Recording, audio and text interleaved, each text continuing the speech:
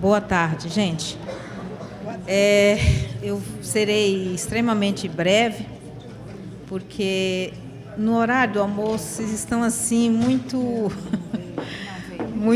mais focados na necessidade alimentar do que propriamente na fala. Então, serei bastante breve, agradecendo aqui a desembargadora Cristina Tereza e todas as minhas parceiras de mesa, com os cumprimentos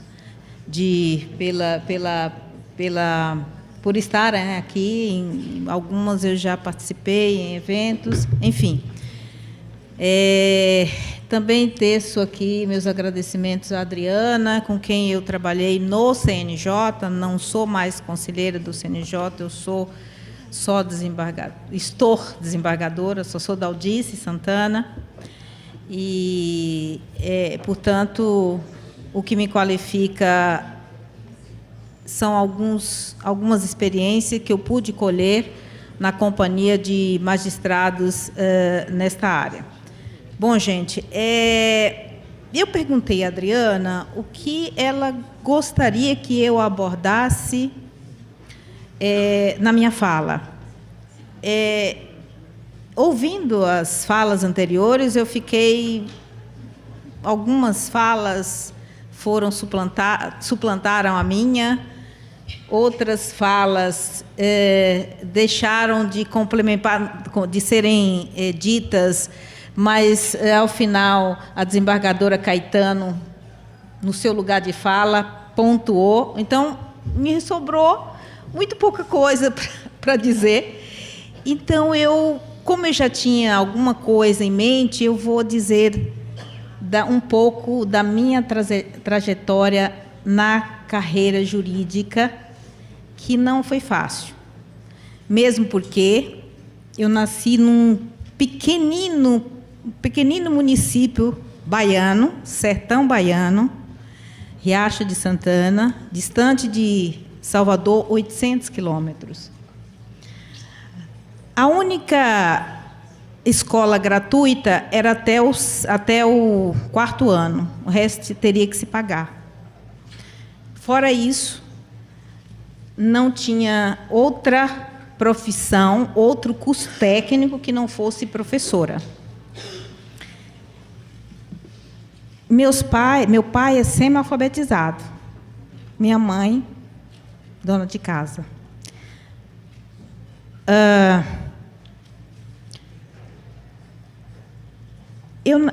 A família grande, 8 filhos, 2 mulheres, as duas primeiras eram mulheres, a primeira e a segunda, e eu, pequenininha, acostumei a ouvir os cumprimentos de condolências ao meu pai por ter tido 2 filhas, mulheres, logo de cara.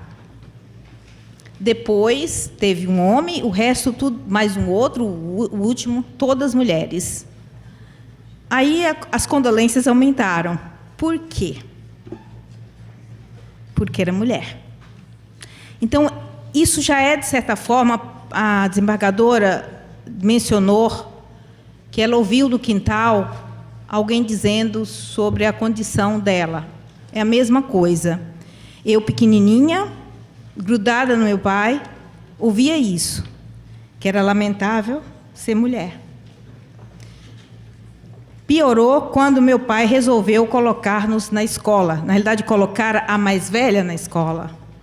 E eu, muito tinhosa, e também entrei ao mesmo tempo que a minha irmã. Meu pai, digamos, se livrou de mim de tanto eu apurrinhar para ir à escola. Quando nós fomos à escola, os parentes e a sociedade, o entorno, o vizinho, dizia que meu pai era um homem louco. Por quê? Porque colocar filha mulher na escola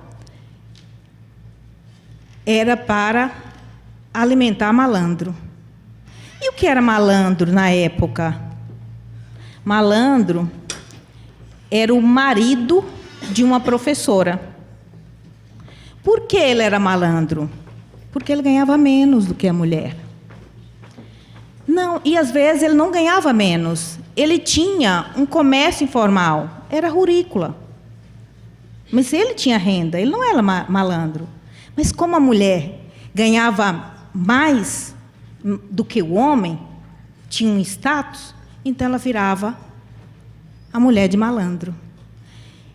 E isso é o quê? Isso é cultura. E o que é cultura?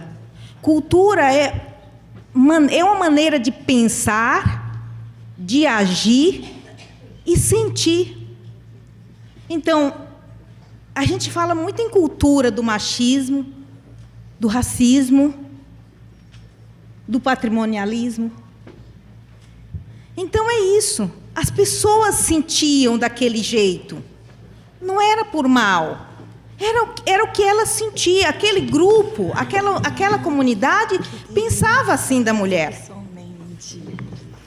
Quando eu ameacei e concluir, sou professora, concluí, quando eu ameacei fazer pré-vestibular, foi uma outra romaria na casa dos meus pais, para que não me deixasse ir para Salvador. E eu vi um deles, particularmente, que aí eu não estava no quintal, mas eu estava no quarto. Eu ouvi dizer assim: e se ela voltar grávida? O que ele me chamou? A mulher vai ser prostituta em Salvador. E aí eu falei assim: meu Deus, o que meu pai vai dizer? E eu ficava assim ansiosa, porque ele poderia ser convencido a não me mandar. E aí o meu pai disse: bom, o prejuízo é para ela. Ele só não disse se eu voltasse com o filho que queria fazer, mas ele disse que o prejuízo era para mim. Então, portanto, e depois eu quero que você me traz aqui, porque eu quero passar essa questão da mulher, gente. E aqui foi dito que todos os pensadores que a gente cita, todos os iluministas citados, que buscam pela igualdade, são brancos. E são homens. Tá? E eu fui buscar por que tem essa cultura tão arraigada e tão remota. Aristóteles dizia que a mulher não tinha alma. Rousseau, tão citado, mulher não consegue pensar abstratamente. Foi na época do quê? Do iluminismo. Mas tinha a sombra. A sombra são as mulheres. Invisibilizada. E quando essas mulheres são negras, como foi dito aqui, aí aumenta muito mais. Aí, como nós estamos falando em carreira jurídica, eu busquei um só para citar, que foi o Beccaria, que nós todos conhecemos. Beccaria não, perdão. O Lombroso. O tipo lombrosiano do criminoso.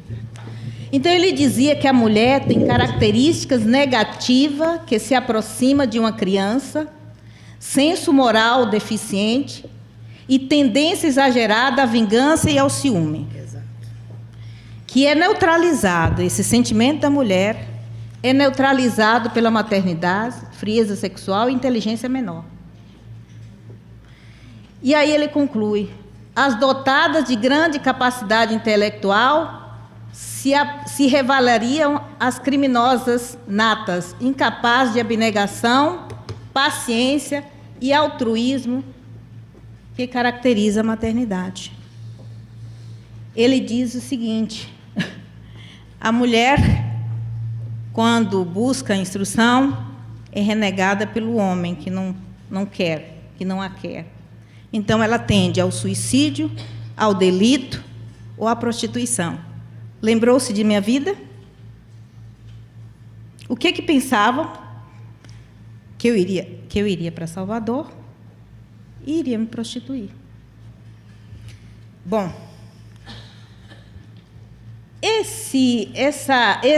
nós tivemos progresso, e eu não vou dizer aqui. Eu gosto só de citar a Olympe Gougeot, que ela diz, numa frase que ela disse: nós podemos subir a cadafalso, podemos subir ao pódio. É muito forte isso. Se podemos ser tratadas como coisas, nós podemos transformar essa coisa. Eu trouxe umas outras falas, que está nessa revista História, que também já foi mencionado aqui, e foi dito também da participação das mulheres na vida política, nos cargos públicos, estão em quase todos os lugares. Foi dito isso aqui. E foi dito também da participação das advogadas. Quando eu estive no CNJ, eu tenho um tribunal que só tem uma mulher, e veio pelo 5º do Ministério Público. Aí eu perguntei: por que vocês não se habilitam, vocês não concorrem? Elas disseram: primeiro, demorou de passar. Demorou. Então, por antiguidade, vai demorar a chegar.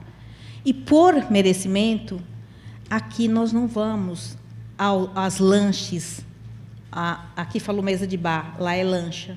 Então, nós não temos a proximidade necessária para ver o mérito nosso. Outro detalhe é que os tribunais têm um 1/5 da advocacia, que não é por concurso, não depende de concurso, depende de uma lista tríplice. A Ordem dos Advogados, que de forma justa entrou com a ação para afirmar a constitucionalidade da lei de cotas, não pratica. Em relação às mulheres, não as indica. Até porque, se pensar hoje na composição, já se sabe quem será o conselheiro do CNJ na próxima gestão, já se sabe quem será o desembargador aqui, provavelmente, no TJ, e já se sabe quem será o ministro do STJ daqui a 2, 3 anos. Essa é a realidade. Não tem mulher incluída nessa nem de longe. Nem de longe. Então, assim, nós estamos povoando a primeira instância. Vamos chegar por antiguidade. Mas, dificilmente, por antiguidade, a mulher de carreira consegue direção. Dificilmente. Nós já temos várias, mas dificilmente. E onde se poderia trabalhar, onde se poderia ter esse exercício, com 40% de mulher advogada, era o 5º. O 5º constitucional. Então, não adianta dar comissão para a mulher ficar na lateral. Dar uma comissão de mulheres só para calar a boca, só para deixar quieta. Olha, vocês estão discutindo. Né? Bom, não seria diferente. A gente está aqui, é a questão dos salários, mas eu trago o censo aqui do CNJ em relação à participação. Aí, aquele recorte que a desembargadora fez, e eu trouxe aqui a participação das mulheres negras ocupando e do masculino. E olha o percentual de brancos, em vermelho, de mulheres. Olha o percentual masculino. E aí vocês veem que nós somos brancos, pretos, negros, 50%. Mas olha a nossa representatividade. Ortega y Gasset diz que o homem é um ser imitador por natureza. Se ele não se vê representado, ele diz, não é normal. Então, não é normal o lugar do negro nos órgãos, no Poder Judiciário, nos órgãos, nos cargos públicos. Por outro lado, foi dito aqui também, poderia ter sido diferente? Poderia o negro ter um lugar, um espaço diferente? Poderia. E eu ouvi uma expressão, tanto na América, tanto na independência dos Estados Unidos, quanto aqui, quando se diz que é uma abolição, uma história inacabada. Lá também, porque não se deu a liberdade aos negros, qualificou-os como coisa. E nós não só não demos a liberdade, como criminalizou aquilo que era ligado ao negro. Curandeirismo, embriaguez, capoeiragem e vadiagem. Vadiagem, por exemplo, ela se qualifica como não ter domicílio. O negro, de um dia para outro, foi liberto. Liberto de quê? Como? E como poderia ser diferente? Se tivesse dado educação. Seria simples. Se tivesse feito a reforma agrária, um pedacinho de terra, qualquer coisa, que não os transformasse em mendigos, qualquer coisa que não os levasse à mendicância, qualquer coisa que não os levasse à embriaguez. Dizem que, na época, a princesa Isabel, auxiliada, assessorada pelo Rebouças, teria essa intenção, mas disse, não passa. Nos Estados Unidos, a mesma coisa. John Adams queria algo também semelhante. O Jefferson. E o Adams disse, não passa, vamos fazer o que é possível. Mas até hoje, nada foi feito o que é possível. Já passamos quanto tempo? Então, desse instrumento, o instrumento da educação, foi dito aqui pela desembargadora Caetano, que tomou bastante a minha fala, eu fiquei feliz. Nós temos jurisprudência, e essa jurisprudência, eu me lembro, quando eu invoquei no CNJ, teve um colega que está no YouTube, que ele disse, daqui uns dias, nessa interpretação, nós teremos 50% de negros ocupando os cargos públicos. Essa é a observação. Foi uma observação nesse julgar. A desembargadora Caetano citou Martin Luther King, e eu cito Mandela. Cultura, a gente aprende, e a gente pode aprender uma construção, a gente também pode desconstruir. Ninguém nasce odiando outra pessoa pela cor de sua pele, ou por sua origem, ou por sua religião. Para odiar, as pessoas precisam aprender. E se podem aprender a odiar, podem ser ensinadas a amar, pois o amor chega mais naturalmente ao coração humano do que seu oposto. A bondade humana é uma chance que pode ser oculta, jamais extinta. O que eu quero concluir a minha fala também é dizer que eu não estava envolvida nessa matéria. E quando eu fui ao CNJ, retomando aquela fala, eu tive um colega que, no dia da minha eleição, ele disse assim, essa daí, na sala de julgamento, vai para o CNJ fazer escândalo. Aí como eu não sabia dizer, porque 25 anos lá, eu nunca fiz escândalo. Aí eu disse para ele assim, com aquela cara de Não estou entendendo. Como assim?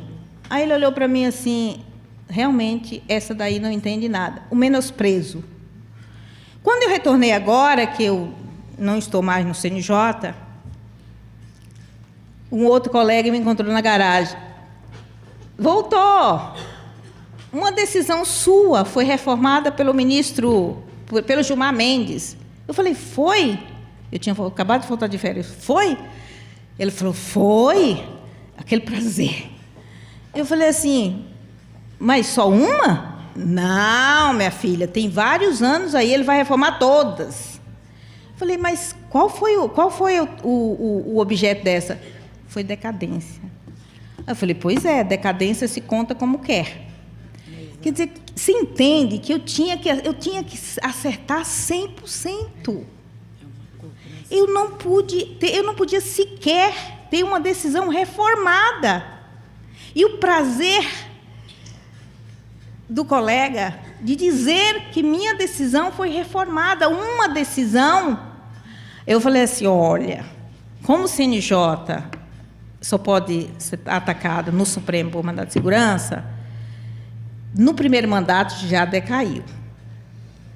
E eu ainda tenho mais umas 3 decisões que podem ser reformadas, porque eu prestei informações. Mas eu não trabalho com base nessa de aceitação. Eu trabalho com aquilo que eu me convenço. Ainda disse mais para ele. Você também checou o que eu fiz, que pode ter alterado, em certa medida, a vida das pessoas? Eu não disse mais, eu não tenho compromisso com o erro. Erro, para mim, é um motivo, é uma desculpa para me aperfeiçoar. E, com isso, eu encerro a minha fala. Obrigada, Adri.